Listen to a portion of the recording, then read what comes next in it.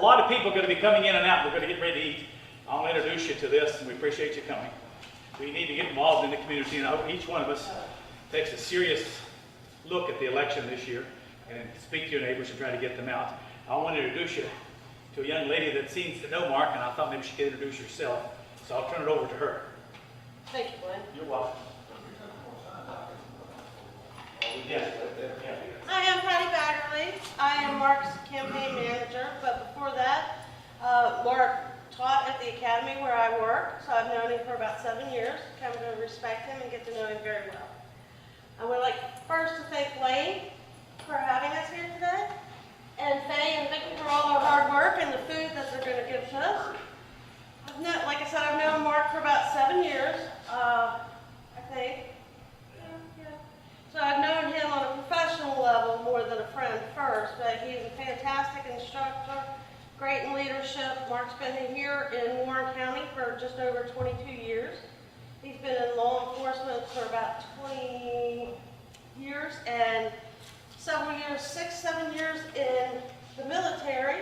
Promoted, I was reading his records last night, he was promoted rather quickly, a lot of leadership classes, a lot of specialized training. Mark is a disabled veteran, but he has managed to overcome that, and I think that Mark is what we need. I know Mark is what we need to bring Warren County back to where it should be. Back to the grassroots, back to the good people, the right things done, and no more of the shady stuff going in front of our eyes. No more, I know you, so I'm not going to write you a ticket. Mark is the guy that will get down in the trenches with his people and work with them side by side and do what's right for them. So I'd like to introduce Mark Butler, who I believe will be our next sheriff.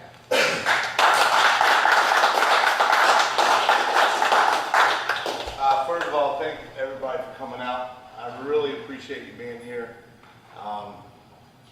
You know, this has been a journey that has just been, it's been long, but it's been really rewarding for the most part, because I get to meet so many great people with so many great different lives and experiences and so forth. And when you see the people of this community that I've lived in for 20-some years, and you see how they come together, they're very resilient. We as a community in Warren County are extremely resilient. No matter the outcomes, no matter the issues, we all seem to get together and we seem to address the issues and the problems, and we pull together and fix them. Well, that's true leadership. And, you know, Patty mentioned a couple things. Yeah, I've stated it, I've had a blessed career from the military to law enforcement and all the things that I've gotten to do, and coaching football, running my company for many years that I shut down about a year ago because I just felt it wouldn't be ethically correct to run a training business and also state that I'm running for sheriff as well. You know, I just thought it'd be best that if I'm going to run for sheriff, I'm going to give 100% to this, and that's what we've been doing. But, you know, training military training, law enforcement, I've been doing it since about 1988, and, you know, you don't realize it, you know, you've been doing this career for going on 30 years. It seemed like it went by at the snap of a finger.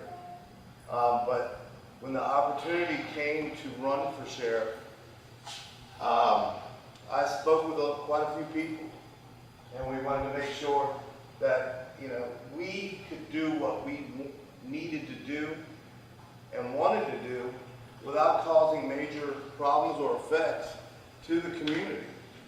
So after sitting down with so many great people and talking to them and understanding that what we want to do, we can do, and we decided to run.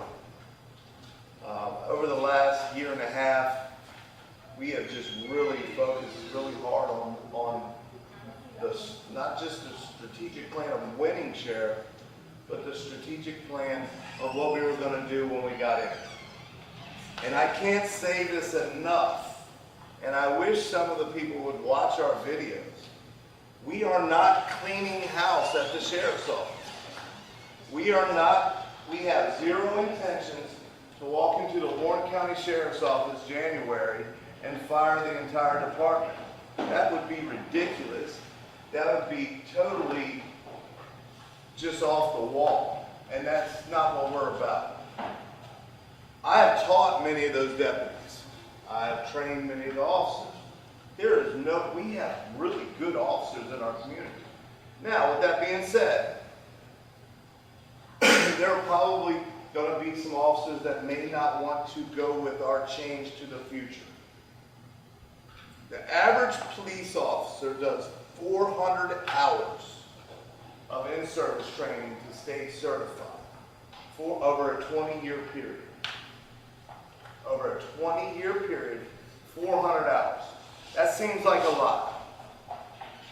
I want to see someone after 20 years have 2,000 hours. That's what I have. That's what I've been afforded. To have 2,000 hours of in-service quality training that makes officers that much better. Every time they can go to a class and they can learn from FBI, CIA, another agency, Albemarle, or wherever, that's just going to make them that much stronger, that much better police officers and deputy sheriffs. That's what I want to do. One of my first goals is to have every single deputy CIT trained and certified. What does that mean to you? CIT is Crisis Intervention Training.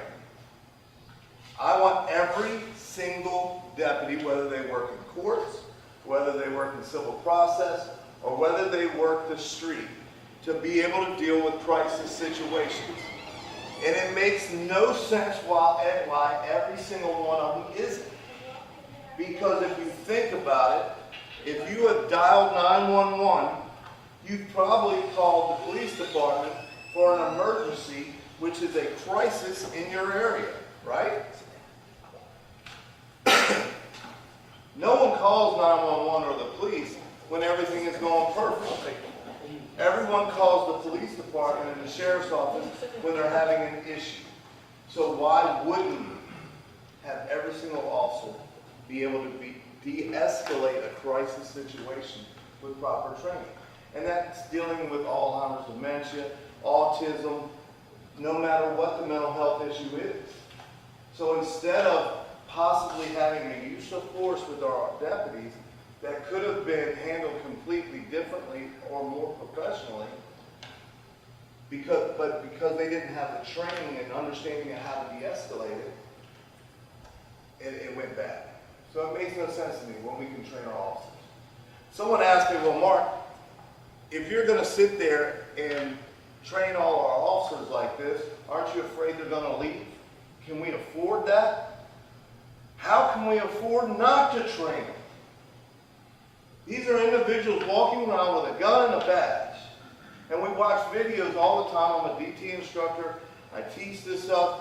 And how that person reacts in a 5-second window, it comes down to basically a 5-second window. And if they are not trained properly to handle certain situations, one single word can literally take that entire situation and make it bad. So it's very important for me to make sure that every single officer is CIT trained. They get this training constantly. I want to continue it constantly. The other thing we have as issue is heroin. Well, we say, how are we going to go about doing heroin? I've talked to many individuals, chiefs, sheriffs, administrators, and so forth. And let's be honest, we have been fighting the war on drugs since '83 when Nancy Reagan said just say no. And what they say is zero tolerance. Well, what does zero tolerance mean? Because if we've been saying zero tolerance for the last 30 years and we haven't actually done anything, actually, if you look at the records, Warren County is at one of the highest levels in the country, at least the state, for overdoses. So we're failing. We're not winning. That war is, that's like Vietnam right here in Warren County. Because we're not winning that. We didn't win that one, we're not winning this one. We're basically giving up the hill, just like in Vietnam. We take the hill, give it back. Take the hill, give it back. Well, the drugs, that's what we're doing. We're hitting the person on the street, arresting them, putting them in jail, they get out. They're getting arrested, put in jail, getting out, and so on and so forth. My goal is to educate the youth. Go after the supply chain and take the monies from asset forfeiture and seizures. Put it back into the programs, whether it be proactive law enforcement or whether it be educating our youth or whatever way we can, buying tools and so forth in schools and training. Put it back into the program so it doesn't affect our community's pocket, because we're already paying enough. We're paying enough money for the issues that we're having. We've had a huge rise in low-level larcenies. People going through cars, people going through looking for small, low-possession items. Why is that? Because someone's looking to get money to buy a fix. That's typically what happens. All right, so we have all the signs. Everything's here. We know we're having an epidemic. But no one's putting a plan together and saying, hey, we're going to fix it. Here's your plan. If you go after the supply chain and it can't get in here, that means the price of it goes up. Well, look at life in general. I remember when I was 18 and I bought a car, I was like, I'll never buy a car for more than $10,000. You can't buy a hoopty for $10,000. All right? So what do? You keep buying used, at least I do. I keep buying used cars. I drive until the wheels fall off and I go get another one. So, but I'm not going after that main product. So if we can raise the price of heroin, fentanyl, and whatever, we can possibly push it away. Is that totally possible? I don't know yet. But at least that we're doing something. Because I'm going after the supply chain. The reason why I say that is you look at this is where my military comes in. When we had Desert Storm, Desert Shield, it was what? Probably the fastest, most efficiently run war ever. We went against the third largest army in the world and defeated them in about a month and a half. Correct? Why is that? They drew a line in the sand. So I'm saying, let's draw a line in the sand. Mark Butler for sheriff, let's draw a line in the sand. Here we are, we're going after it. On November 5th, we can make that decision. January 1, we will sit there and act. January 1, we will start going after and attacking the supply lines. If you look at Desert Storm, Desert Shield, they drew the line in the sand. They waited until we built our army. They bombed them, and that third largest army surrendered for an MRE. They were walking in droves. So that's what I want. I want everyone in the country to know that 81 going through Warren County is no longer heroin highway. Because that's what I hear all across the country when I teach. Oh my gosh, you live out there? That's heroin highway, isn't it? It's also a human trafficking highway. It's also everything else. So I'm going to speak about human trafficking a little bit. When I teach human trafficking all over the country, we're talking from Boston to Texas to Las Vegas to wherever,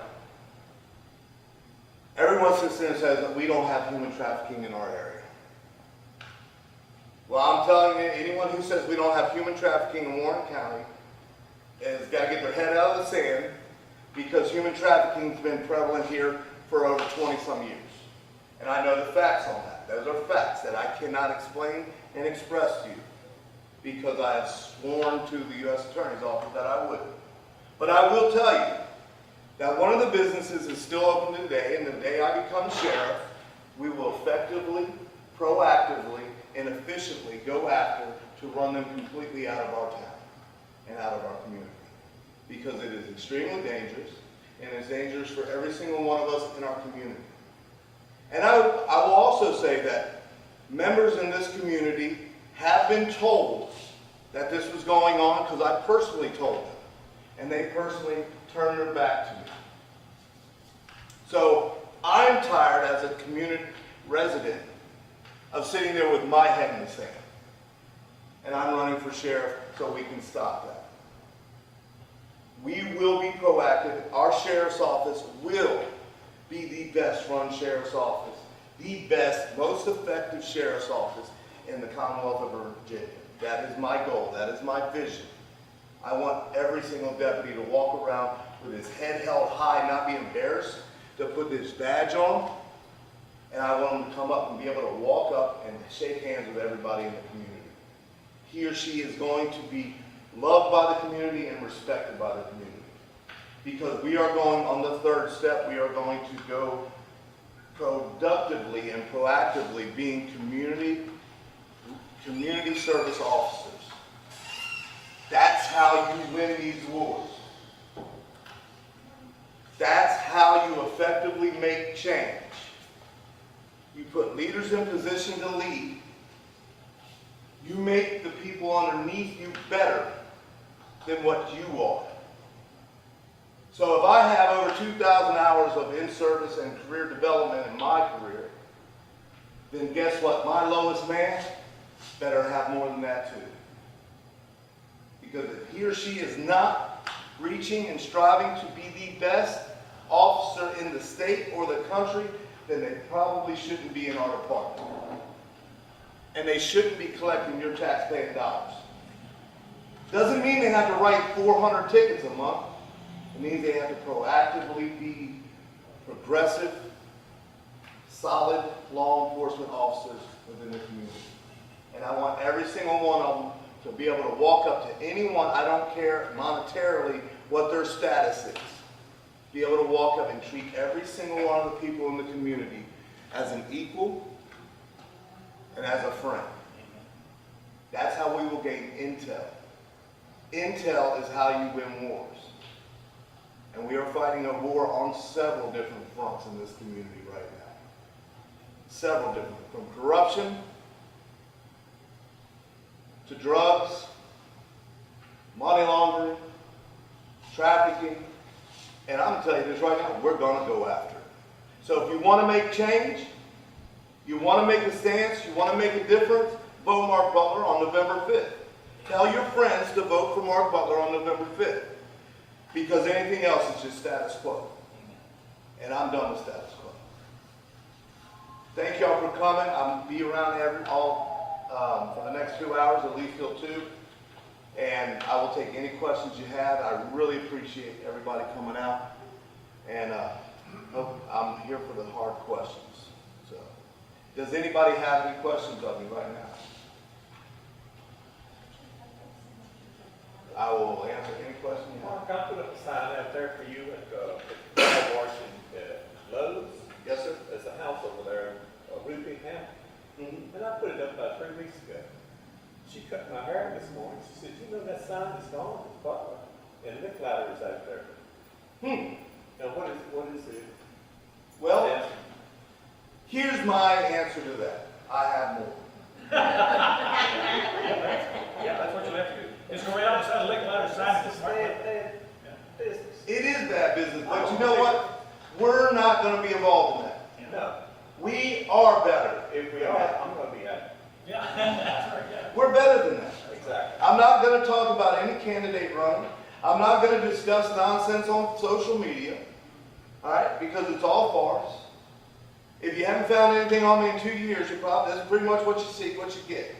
Someone actually someone met me the other day, didn't like what they saw about me. I guess they thought I was arrogant and this and that. I'm a confident man. If you think I can stand up in front of all y'all, run for one of the biggest positions in Warren County and not be confident, you probably got the wrong person. I am a confident man. I have a resume that I'm extremely proud of. I'm not going to apologize for working in Northern Virginia in the best sheriff's office in the country, or at least one of them. I'm not going to apologize anything. But what I will say is this: if somebody wants to take our sign, get 2, and we'll put 2 up. I'm not going to ask you for money. I haven't asked a dime from anybody in this county. There's been some very generous people like Keller Insurance, McIntyre, Apple House, and so on and so forth. You got the barbershop, Sonia at S&S Tobacco, Henderson's Towing, and so forth, that really just throws so much support, and I appreciate it. But, not asking for money. Won't do it. Our county's paid enough money. I think it was about 17 point some billion dollars that we first come up with. We don't need to ask for money to run the sheriff's election. I'd rather sit there and talk to every single one of y'all, because hopefully you'll talk to 15 to 20 people, you'll talk to 15 to 20 people. And come November 5th, we're going to win with a landslide. Because we are going to come together as a group and make a difference. That's why we have the flag that says we. We have the signs that say we can make a difference, because we truly can. So we're actually going to be at the, we're going to do the Fun Day Parade tomorrow, on Saturday, tomorrow. Anyone who wants to walk with us, we'd love to have you. White t-shirt, black t-shirt, if you're not, we got one. Tank tops, I don't care. Come join and walk with us. We'd love to show the support. I think we're lining up at about 8, 9 o'clock. 8:30, 9 o'clock. I'm not going extravagant with it. We're having a trailer with Butler for sheriff, and we're just going to walk and hand out beads and candy. Because we're just really happy with what we're doing. We're doing it for the right reasons. There is no personal gain for me to run for your sheriff. The only personal gain I might get is it's an honor.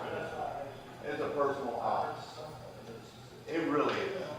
If you have spent 20 years in public service, it's an honor to actually run to be your sheriff and to have people come out and support you. From one person to 1,000 to 5,000. And I'm just honored to be here. And I can't thank you guys enough for the support that we've got. Yes, sir. From January 1, how long do you think it's going to take to clean things up? That's a hard question. I can't give you a definitive date on that. That would be like me saying that I'm going to go into Afghanistan, like Mr. Trump said, and I'm going to clean out terrorism in a week and a half.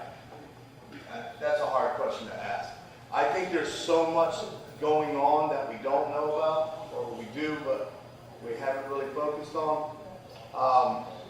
But I will tell you that we plan on putting in place the programs on January 1 that will be directly attacking those elements of organized criminal entity from day one. We already have it in place, and I'm very confident with that. Weeding out deputies that just don't cut it. What we will do, and I do plan on this, the day we get elected, every single deputy will go through a strenuous background investigation, driving background, and interview process. Possibly even polygraph. Because we want nothing but the best in our sheriff's office. I don't care if you're 150 pounds overweight or you're 150 pounds underweight. If you have the moral integrity and character, we have nothing to worry about.